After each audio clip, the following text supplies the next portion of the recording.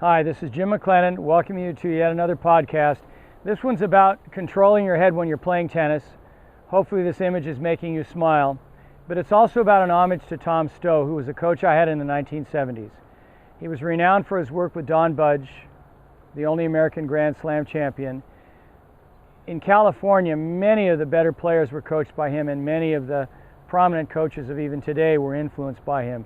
And he was always about balance, meticulous about balance, and about whether, when looking at a ball, if your eyes were lined up horizontally, your depth perception was better than if your head was tilted.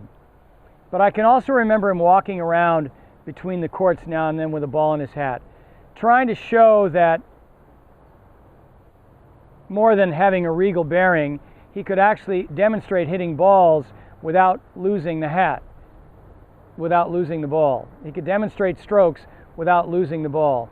And what I'd like you to imagine is this. The skull weighs about 8 pounds.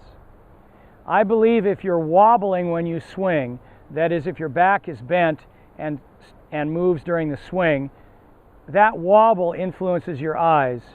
And that 8-pound skull atop a wobbling stroke can really disrupt things. And I'm not going to wobble now because it took me so long to balance this ball here. But it's really a very useful but unusual approach to tennis, is how much control you have over your head. How much control you have over your head. Now, they also talk about whether or not you pull your head out of the stroke when hitting.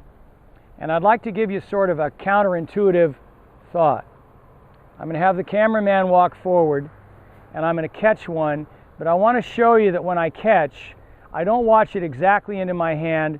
I watch it mostly, and then I sort of project it. So good luck, coach.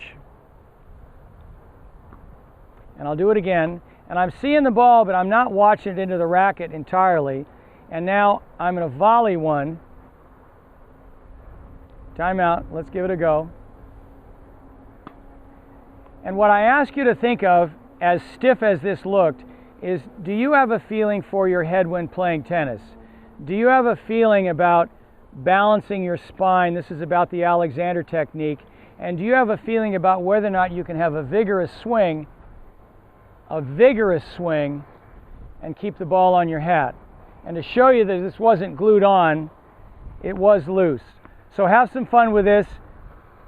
Have some fun with our podcasts. And have some fun with your game of tennis.